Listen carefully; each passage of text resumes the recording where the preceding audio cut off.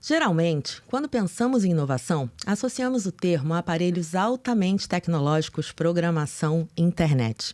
Mas a verdade é que a inovação vai muito além do mundo digital. Nesse mundo corrido, se dão bem as empresas e os profissionais que se reinventam rapidamente.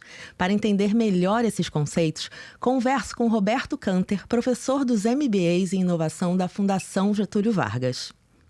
Professor, vamos começar pelo começo. Na prática, o que é inovação? Oi, Fernanda. Muito bem-vinda aqui. Fiquei muito feliz de estar aqui no podcast da Veja Rio para falar sobre inovação. Inovação é um assunto muito interessante, né? Inovação não é uma invenção do século XXI, ela existe, na verdade, desde que o homem pegou a tal da roda quadrada e transformou em redonda, ok? A gente muitas vezes associa inovação à tecnologia, mas, na verdade, a inovação está ligada a processos, a maneira como você faz as coisas. A gente pode ser mais eficiente. Eficiência tem a ver com produtividade. Você fazer a mesma coisa várias vezes, você vai ganhando experiência, mas você pode buscar você pode buscar eficácia. E eficácia é chegar no mesmo destino de uma maneira diferente. Eficácia tem a ver com inovação. Então, nem sempre você inova com tecnologia. Às vezes você inova pelo processo. Até porque inovação tem algo que faz parte do nosso dia a dia, que é a tal da inovação incremental. Inovação incremental é como você melhora os seus processos diários. É por isso que ela é tão fundamental para a gente no dia a dia? Ela faz parte do nosso dia a dia. No final das contas, isso vai desde a maneira como você faz o seu churrasco no final de semana, a maneira como você guarda os seus livros, a maneira como as empresas se organizam. Tudo isso, tudo que você pode evoluir, tem a ver com inovação. Certo. É fácil a gente entender esse conceito de uma maneira geral, né? Quando a gente fala nas grandes empresas, né? Mas aplicando isso para o nosso dia a dia, para a pessoa comum, como é que isso se dá? Na pessoa comum ou vamos pegar o pequeno empreendedor, Isso. Tá bom? Então, se a gente pegar no pequeno empreendedor, se ele tenha uma barraca para vender fruta, se ele consegue armazenar as frutas de uma maneira melhor dentro de uma geladeira, então ele consegue perceber, por exemplo, que a geladeira tem várias temperaturas e que ele armazena o alface melhor na parte de baixo e a maçã na parte de cima, e antes ele não fazia isso dessa forma, ele está inovando. No momento que ele consegue fazer com que aquela fruta durasse apenas um dia, e agora ele consegue vender ela com qualidade em 2 dias, ele está ganhando produtividade, transformando o processo dele num processo mais produtivo. Então, a inovação faz parte do nosso dia a dia, é que a gente não sente. E a gente a gente vive, eu acho que hoje, essa coisa da inovação disruptiva, inovação radical. Depois a gente pode falar sobre isso. Essa coisa de inteligência artificial, isso, né? Parece uma coisa gigante, é algo né? muito longe do nosso dia a dia, né? Outra coisa também que eu acho que é super importante a gente conversar é que muita gente acha que comprar um software ou instalar uma ferramenta significa inovar. Não obrigatoriamente. Se o seu processo permanece o mesmo, você praticamente não está inovando. A ferramenta só é legal quando você, a partir dela, descobre novas maneiras de fazer. Tirar novos relatórios, novos indicadores. Se você melhora a produtividade do seu negócio. Se aquilo traz algum resultado para o seu dia a dia. Traz isso, um resultado. Né? Outra coisa super importante, resultado. Inovar sem medir não faz o menor sentido. Então é fundamental você ter essa métrica de como Sempre. Aquilo está mexendo no seu negócio, no seu dia a dia, né? Sempre. No que quer que seja. Das coisas mais simples, desde absenteísmo dos seus colaboradores, passando por vendas, ou a adesão de cliente, ou nova conquista de cliente, ou retenção de cliente, ou melhoria do portfólio dos seus produtos. Tudo isso impacta diretamente o ambiente de inovação. Certo. Agora vamos falar um pouquinho sobre o Rio de Janeiro. O Rio, ele quer se tornar a capital da América Latina da inovação. O senhor acredita que a gente está nesse caminho? Olha, acho que o Rio de Janeiro, né? Sou carioca, nasci aqui, sou apaixonado pelo Rio. E conheço bastante do ambiente de inovação no Brasil como um todo, e eu sempre ficava muito injuriado, muito chateado, porque cidades com muito menor relevância do que o Rio estavam muito mais à frente dentro do ecossistema de inovação. Então, mas o passado a gente não muda, a gente olha daqui para frente. E eu acho que daqui para frente começou com, né, tem o Rio Week Innovation, a gente hoje tem o Web Summit agora entrando no seu terceiro ano seguido, ano que vem. A gente está se transformando num polo. A gente precisa, obviamente, das grandes corporações virem para cá de maneira mais organizada. Existe todo um movimento para isso. A gente está criando um polo de inovação na Cidade Nova, né, no Rio Maravilha. Eu acho que o Rio de Janeiro tem todo um potencial de se transformar num polo de inovação, mas eu acho também que é sempre muito importante a gente lembrar as questões envolvendo inovação. A gente muitas vezes pensa em Vale do Silício como se tudo no Vale do Silício fosse inovação de todos os assuntos. Não é verdade. Então, também é interessante entender que, talvez, do ponto de vista de fintechs, São Paulo seja o lugar ideal, né, para você trabalhar fintech. A gente tem que, ou seja, achar nossas vocações. A gente tem que achar as nossas vocações. Certo. Então, serviço, turismo, criatividade, música, o mercado criativo de uma maneira geral, né? Que a gente tem uma vocação muito grande. Eu acho que e serviço, atendimento, algo que envolve imaginação, criatividade, artes, acho que o Rio de Janeiro pode e deve ser algo que a gente, por exemplo, hoje faz pouco, que é filme, teatro, conteúdo.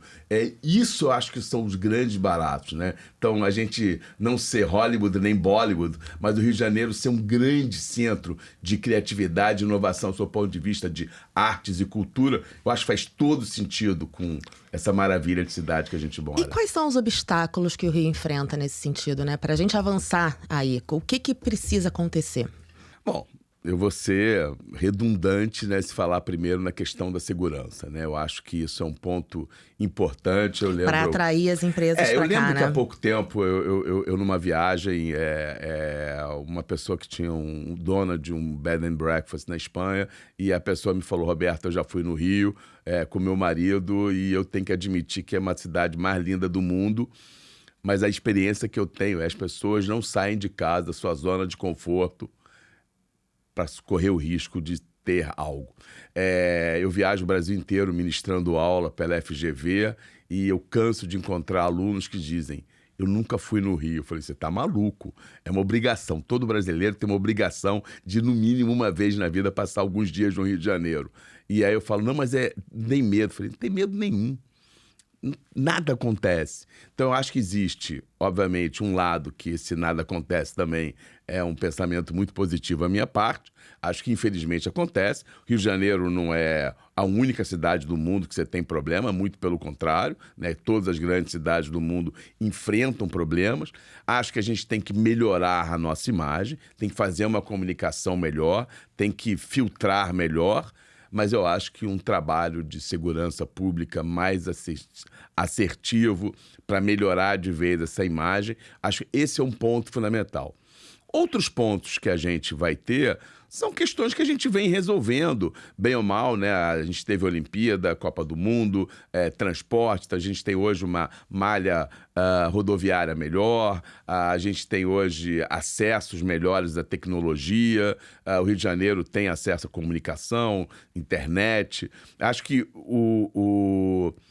tem um trabalho importante de educação das pessoas. Acho que isso é um problema, é um desafio não só do Rio de Janeiro, mas do Brasil, de você educar pessoas, de ter cursos de tecnologia, cursos de aprendizado de máquina. Acho que isso é uma coisa importante, porque as grandes corporações, elas acham que, não, inteligência artificial vai resolver tudo. Não, é tudo meio.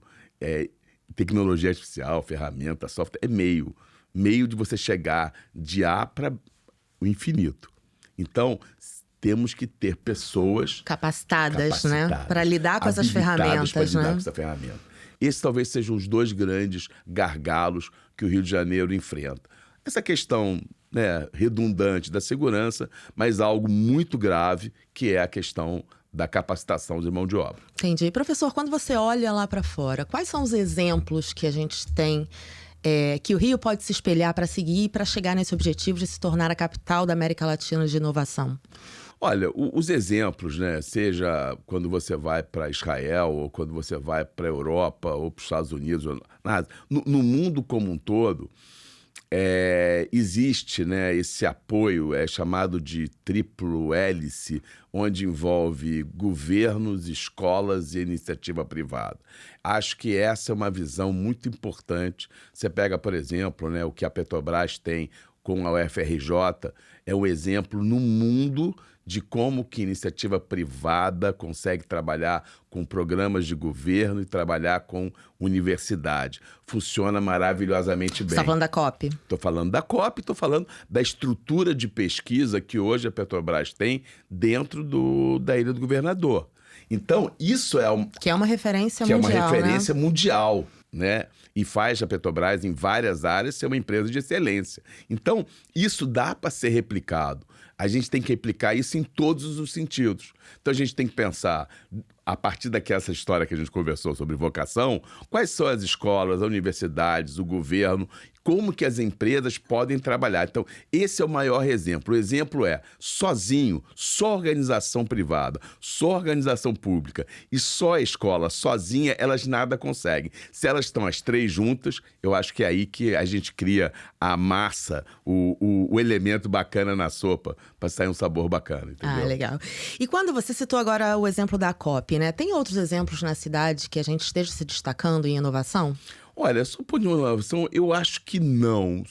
A gente tem lá em Petrópolis, né, que não está exatamente no Rio de Janeiro, né, um polo de inovação que eu acho que ele foi muitas vezes causado pela indústria, trens, tecnologia. A Microsoft durante um tempo apoiou, mas a percepção que eu tenho é que ele não cresceu como ele poderia. Então, assim, esse exemplo COP, que é um exemplo maravilhoso, acho que a gente não tem uma replicação dela, mas ela já existe, ela já funciona. E eu acho que a gente poderia usar o nosso benchmark para poder trabalhar. Volto a dizer, acho que o primeiro detalhe que eu percebo claramente é as cidades não podem querer ser inovadoras em tudo. Você tem que achar a sua vocação, né? Tem que seu achar DNA. o seu DNA. Exatamente. Acho que esse é o dever de casa. Eu trabalho com planejamento estratégico, né? Então, primeira coisa que eu falo é diagnóstico. E eu vou ousar dizer que as pessoas ocupam pouco tempo em pensar estrategicamente. As pessoas são muito rápidas em querem colocar em prática, né? Agir. Isso, exatamente. Falta pra gente um pensar estratégico.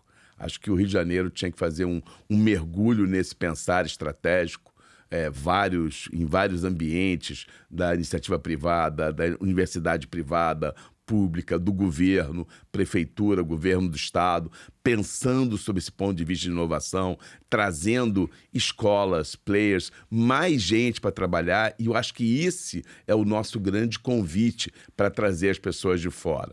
Então, eu posso trazer uma pessoa de fora da Finlândia, da Noruega, da Indonésia, desde que eu tenha um convite claro sobre você é isso e eu sou aquilo, e nós juntos vamos fazer um programa, um produto mais bacana. E outra coisa, eu acho que a gente tem que pensar de maneira global. Eu tenho... Há um tempo atrás, eu participei, eu faço parte de uma ONG voltada ao ambiente empreendedor, que é a Endeavor, e eu me lembro que estava falando sobre o ambiente em Israel, e 100% das empresas israelenses, elas não nascem com .is, elas nascem com .com. E aí eu ousei pensar o seguinte, que o maior problema das empresas brasileiras é o .br. A gente acha que o Brasil é enorme e que o .br é suficiente. O .br é pouco. O Brasil não representa mais de 1% de todo o negócio do mundo. Então, a gente tem que começar a pensar os nossos negócios .com. De forma global, então. Global. É dessa maneira que a gente vai conseguir interagir e se inserir no ambiente de inovação. A gente não pode pensar em inovação no nosso microcosmo. A gente pode testar, tem as teorias nossas, as hipóteses, testes, MVPs, todo o startupiano, né? O idioma startupiano que quem trabalha com inovação fala. Mas eu acho que o que mais impacta com o ponto de vista de barreira, é uma barreira psicológica nossa. De achar, não, se eu vender no Nordeste já está ótimo. Não, eu quero vender no mundo. E as empresas que vêm conseguindo fazer isso, eu acho que elas vêm conseguindo com muito sucesso. Você tem WEG, você tem Gerdau, você tem hoje no Rio, né, o próprio Grupo Soma, né, que hoje virou Asas, um grupo mundial, né, de moda. Né? Hoje a Farm está, né, o Marcelo tem feito um trabalho no mundo inteiro, está expandindo para o mundo, né, onde você não tem inovação propriamente dita, mas você tem inovação em modelos de negócio, em lojas que abrem e fecham, em modelos, né, muito interessantes de você levar o Brasil e o nosso DNA. Então, acho que inovação no Rio de Janeiro tem que ser a nossa vocação de como que a gente pode explorar o Rio de Janeiro e levar ele para o mundo. Certo. Ou Marte, quando o Elon Musk foi para lá. Professor, o senhor falou do exemplo de Israel, né? Do .br, do .com.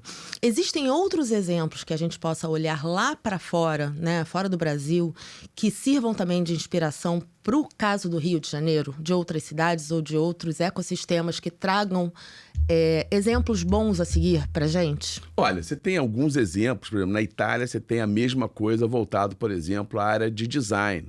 Então você tem, por exemplo, hoje em Milão, centros de inovação voltado a design. Só para design. Só para design. Que é a vocação deles. Na França, deles. Você tem também, né, próximo de Paris, né, centros de inovação somente voltado também a um conceito de luxo. Então hoje, por exemplo, antigamente a gente enxergava o concorrente como assim, eu quero o meu, azar o seu, né? Hoje não mais. Hoje o que a gente mais enxerga, você falou o termo ecossistema, é que nos ecossistemas dos negócios, o meu concorrente ele é meu parceiro quando eu faço investimentos num hub de inovação. Sim, porque você pode somar e dividir custos e todo mundo crescer junto, né? Isso, e às vezes e o DNA de cada marca, né, vai fazer com que naturalmente o caminho seja mais ou menos semelhante, mas a tendência é ele abrir. Cada DNA, cada negócio tem a sua personalidade. Então, essa visão, então isso acontece na Inglaterra, por exemplo, na Inglaterra é fortíssimo o ambiente de energia, na Alemanha é fortíssimo energia renovável, na França você tem isso sobre mercado de luxo, na Itália sobre design. Cada país vem encontrando, né, os pontos mais relevantes de enxergar. Isso é uma tendência mundial. Por isso que eu digo, eu acho que os exemplos de cidades ou estados ou regiões que têm esse lado de descobrir a sua vocação e seu DNA, a gente encontra aos montes, Fernando. Ah, legal. Bom, e para a gente finalizar, qual o primeiro passo para que uma empresa ou um profissional de fato se tornem inovadores? Olha, eu acho que o primeiro ponto que todo mundo tem que pensar em inovação é saber claramente onde está o seu desafio. Certo. Acho que ninguém acorda de manhã dizendo, hoje eu vou inovar. Acho que você acorda de manhã pensando a sua empresa, seja você um empreendedor ou se você for um colaborador, pensando no ambiente onde você trabalha, dizendo qual é o desafio que hoje eu tenho. Porque isso é um ponto interessante também, né? A gente pensa em inovação, a gente pensa só em como uma grande empresa pode inovar. Mas você, como um profissional do dia a dia, você também pode trazer a inovação para dentro da sua empresa, claro, né? desde que você saiba onde o seu calo está doendo. Acho que a primeira coisa muito clara, a visão inovadora, ela passa em você entender onde está doendo. O que você pode melhorar. E, obviamente, a partir do que você pode melhorar, também você tem que estar conectado ao seu cliente. Então, é muito importante que, se você é uma empresa prestadora de serviço ou vendedora de produto, conversar com o seu cliente. Muitas vezes a gente acha que a inovação é trazer algo do nosso ego. Não, isso vai ficar melhor para o meu negócio. Mas você tem que perguntar, mas É o isso seu mesmo, consumidor Fernanda, quer, né? que você quer? Você acha isso importante? Você vai pagar mais por isso? Você vai comprar mais de mim? Você vai continuar comprando? Você vai me recomendar? Então, inovação, muitas vezes, é simplesmente o ato de eu começar a conversar com o meu cliente interno, com o meu fornecedor, com o meu parceiro de negócio.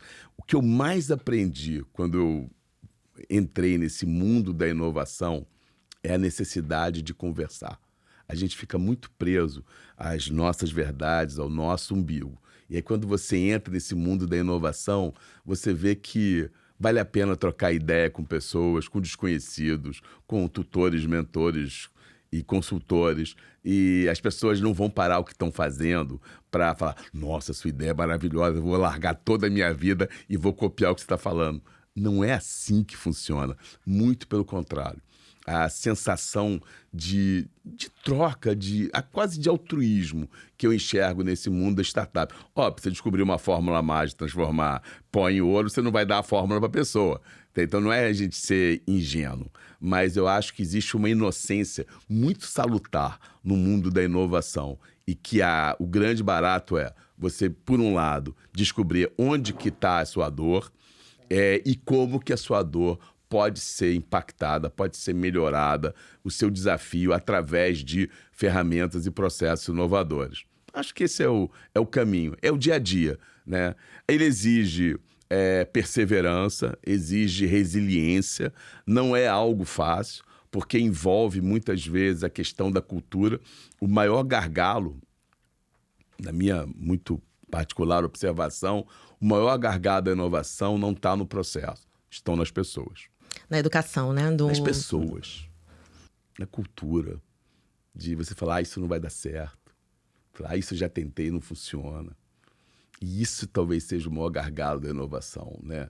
Então, às vezes, para inovar, você tem que criar um ambiente separado, ir para uma sala separada, trazer pessoas novas que não tenham mais um pensamento viciado. Eu diria que pessoas é o melhor, mas também é o maior desafio de toda a organização quando a gente pensa em inovação. Maravilha, professor. Muito obrigada por todas as informações e a troca aqui hoje. Essa entrevista de hoje faz parte de uma parceria entre o Senac e a Veja Rio para um especial de educação e inovação. Até a próxima.